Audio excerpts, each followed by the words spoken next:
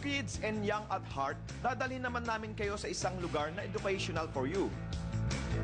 Welcome to Manila Ocean Park at tayo po ay nandito sa may Oceanarium. Is it your first time here? It's my first time here. Talaga? How about you? Ay, second time. Lagi kami dito eh. So, second time na to. Second time yun ha? Ano ba yung mga Iba third dito, time? bro. Third, fourth. Fourth na? Fourth time mo na! Sa mga kakamag-anak ko sa mga friends ko dati, sinama ko rito. Lalo ngayon magpapasko, maganda yan. Ako, last time na nandito ako, gustong sinama natin yung pamilya Nick Dow. Remember them? Ayun, sinama natin sila rito. Basically, they were saying that sa loob ng Oceanarium, it's still the same, di ba? Pero kahit paulit-ulit mong nakikita, hindi ka naman nagsasawa. And aside from that, meron daw silang mga bagong attractions dito, like? Yung light show. Light show. And I don't know what that is, pero I wanna see it later. Tapos kahit ito lang masasabi ko, you don't have to go as far as Hong Kong or other destinations to visit Ocean Park. Kasi doon, di ba, sabi nila, doon nag-originate. Pero, nandito na, dinala nila yung same quality. Same quality, but it is in no way connected with the Ocean Park in Hong Kong. It is very much independent. Ang galing nating mga Pinoy! So, let's go inside and be amazed with underwater Under the sea! Fun! Under the sea! Manila Ocean Park is the Philippines' first state-of-the-art oceanarium. Open water marine habitat, boutique malls, restaurant, all located in one complex. Your journey will begin to a so-called agos, sa English, flow. This flow replicates the water cycle that begins on land and eventually leads to the open ocean, highlighting the interconnection between earth and sea.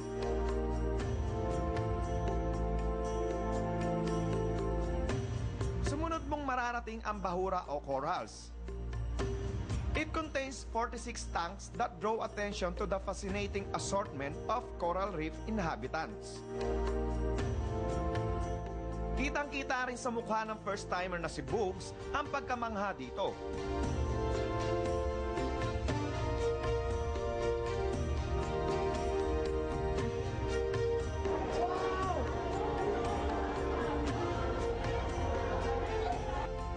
Sa buhay karagatan naman makikita ang centerpiece ng Manila Ocean Park. You can enjoy a breathtaking 25-meter walk along an underwater tunnel and experience how marine animals interact with each other in their natural habitat.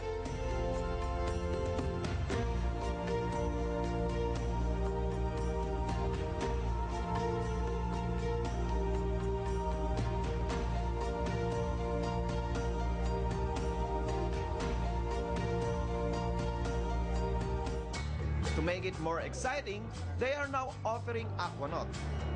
Guests can now dive to experience diving with different marine animals. Pero before that, briefing muna tayo. Stingray lang yun, tsaka scotfish, tsaka yung yung pating na isa doon. Isa lang ang pating namin dyan, 7.5 feet ang haba. Ayun katatapos lang magpakain ng isda ngayon, so siguro busog na. Itong si Bugs, parang namutla yata. You have to do this, Bugs. Show din na tunay kang tripper. Diving and walking, tatandaan nyo yun. Ang source ng oxygen nyo nasa helmet.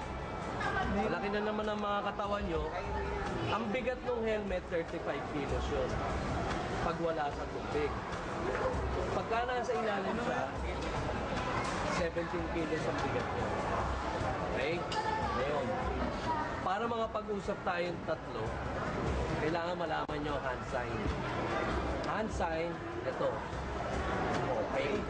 Ibig sabihin ng okay, walang masakit, normal lahat. Ibig sabihin normal, yung Walang problema.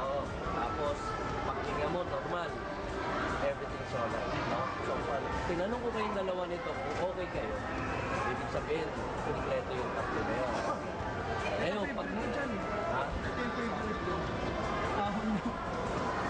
pagka tinanong kita ng ganon, okay. Kung okay ka, tsaka sinagot mo ako, okay ako, anong na kita. So this one means up. Up na. Oo, up na yan.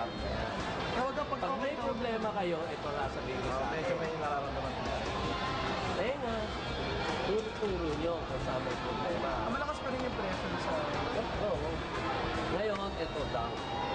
Ito stop. Down. Huwag na natin lang yan. Baba. Ito stop. Ito lakad tayo.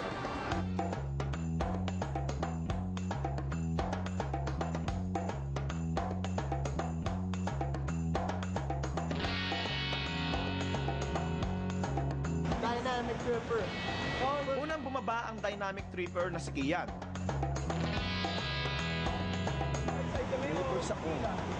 Ako naman ang sumunod.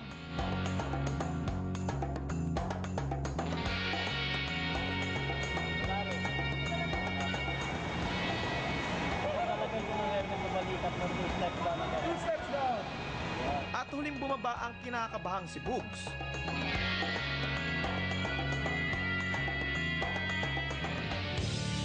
Sa ilalim, tila nagbago ang aming mundo. Nagkaroon man ng konting takot, napalitan naman ito ng kasiyahan nang ma-experience namin ang Aquanaut. Kitaan nyo naman, kanya-kanya kaming pakyut.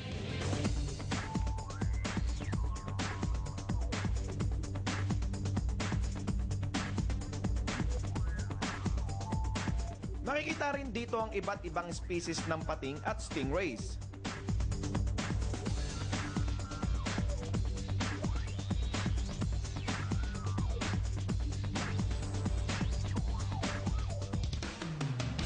After ng tour namin sa Oceanarium, dumiretso na kami sa Aquatica para sa hamon ng bayan.